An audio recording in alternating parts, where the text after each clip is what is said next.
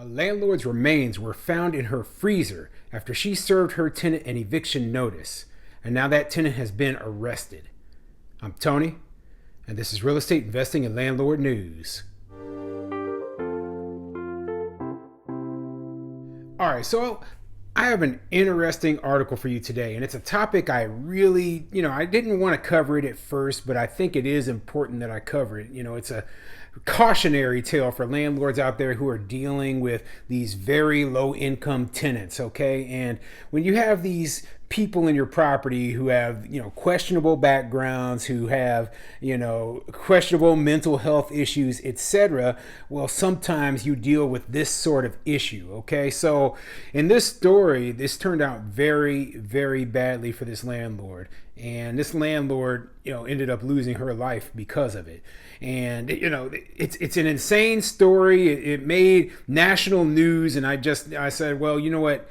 Even though this isn't a topic that I normally cover, I am going to cover it and give my opinion and give my suggestions on ways to hopefully avoid this sort of situation when you're operating your own business. So yeah, this is absolutely horrible. So before I get into the article, go ahead, hit the like and subscribe button, maybe leave a comment down below. Let me know what you think. Are you interested in more of these, kind of negative sort of articles? I mean, I'm not going to cover any articles that the people who watch my videos don't want to see, but I do want to make sure that people are informed about the things that are going on throughout the country, especially when it pertains to what's happening with landlords. And this is an important topic because it has to do with our safety and our security. A lot of us small landlords, especially, we're self-managing our business, so we deal directly with tenants, okay? And I've heard all sorts of stories about how evictions have gone wrong and have led to shootings where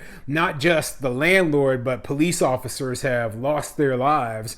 And I don't want to see that happen to anybody. So yeah, this is an important topic. Let's get into the article though. So this article is coming from sportskita.com, and it says, "What happened to Francis Walker? Tenant charged after Chicago landlord's dismembered remains are found in a freezer." And yeah, they have a picture of the lady here. I don't want to give too much, attention to this tenant, right? Because, I don't think that she deserves any respect. And, we need to give our respects to this landlord who lost her life. But anyway, I'll throw her picture up on the screen right now. Oh man, it's hard covering this sort of story because, it makes me scared, just thinking about the things that can go wrong. I finally stopped self-managing my properties just this year. And, all my tenants are great people, but, keep in mind that a lot of the times you don't know everything that is going through in a person's personal life and the reason that they're acting a certain way. So let's get into it. A Chicago tenant was charged with murder after authorities found the mutilated body of her landlord, Francis Walker, inside a freezer. On Monday, October 10th, Sandra Kolalu, 36, was taken into custody for killing and dismembering her 69-year-old landlord after being served an eviction notice. The dismembered remains of Francis Walker, who rented out several rooms in her Chicago home, were found in a freezer in her North Side home shortly after concerned tenants reported her missing on October 10th. So yeah, what this sounds like is this is a smaller landlord who, it's not even a multifamily property. It is the home that she lives in, and she's just renting out rooms in it. So it might be a larger home with, several other bedrooms that she can rent out.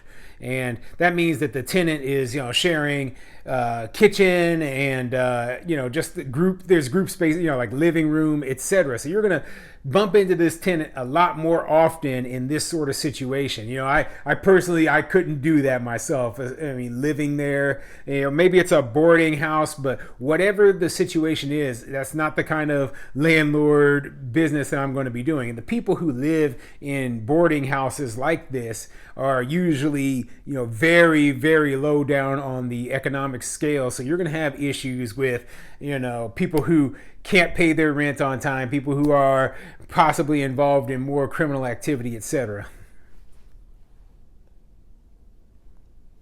Investigations revealed that the victim was killed inside her bedroom and subsequently dismembered on the first floor of the Chicago home, authorities said in a press conference. Chicago Police Chief of Detectives Brendan Denahan reported that officers believe the perpetrator was motivated by the eviction notice served a day before the murder. Yeah, like I said, these evictions, they really hurt some people. Okay, when the thought comes up of these people losing their home, losing their stability, losing their security, who knows how some people are going to react. And this isn't the first case that I've heard of where, a person has died. Yeah, this is a very graphic case because she was dismembered and then thrown into the freezer. But I have heard other cases where, shootings or stabbings have occurred, or even strangulations. That's why I say this is something where if you are going up there, and you're a landlord, a private landlord, go up with someone else, a second person. If you have eviction notice to file, or you can get a process server to serve them. Now that's a lot harder when we're talking about somebody who's living in the same house as the person that's being evicted. So yeah, I can sort of understand because I actually lived in one of the fourplexes that I used to own, right? So I lived in one of the units, I rented the other 3 out. So I had 3 tenants living right next to me. Now fortunately it was in 2 separate buildings, but if I had to evict one of the people there and they know that I'm the landlord, well, I could receive things, I could get threats, I could get, who knows what could happen. Okay, it could end very badly. So I was fortunate I didn't have to go through that, but, this is part of the reason why now going forward, I don't live anywhere near any of my rentals. In fact, a lot of my rentals are out of state. You'd have to drive 3+ hours down to the Kansas City area to, see any of my tenants. I do have some rentals here in Omaha still, but they're nowhere near where I actually live. Authorities revealed disturbing details of Francis Walker's murder. According to authorities investigating the case, officers were called to the scene for a well-being check around 7 p.m. on October 10th after a tenant reported Francis Walker missing. When officers arrived at Walker's home, they searched Kolalu's room before allowing her to leave the premises in a tow truck waiting outside the residence to take her to Foster Avenue Beach, where she said her car had broken down. Kolalu was reportedly carrying garbage bags when she got inside the vehicle, which were later dumped inside a trash can at the beach. Chicago Police Chief of Detectives Brendan Denahan told reporters, the suspect lived in the residence. The other tenants were afraid. The suspect had recently called the tow truck and carried a heavy bag out to the tow truck. The suspect then attempted to get her car serviced at multiple locations before she grew upset at the tow truck driver, who refused to take her to another shop. She then pulled a knife on the driver, who called the authorities while attempting to fend off the attack with a stick. When authorities arrived at the scene, the driver told them about the dumped bags in a garbage can, where they later found bloody rags, Chief Denahan said. The tow truck driver actually gave us a location and explained the person he was transporting actually pulled the knife, so officers responded to that scene and placed the suspect into custody. Yeah, this is so bad, okay? This is absolutely awful. Now, what can we do to get, protect ourselves from this sort of thing happening to us, right? Now, obviously, like I said, I wouldn't have a boarding house in the first place, okay? If you do file eviction, put an eviction notice on your tenants, you can use a process server. You can, I personally, one of the things that I suggest now is that use property management company, separate yourself. You don't want to be personally involved with these people, okay, so that they are coming after you. Instead, they're looking at the management company. If you don't want this sort of thing to happen. Now, I realize that most tenants are good people and that this doesn't happen very often, but when you're dealing with a certain type of people and you're dealing in a certain sort of rental, it is more likely to happen. So my suggestion is to avoid that type of rental and to avoid that type of tenant.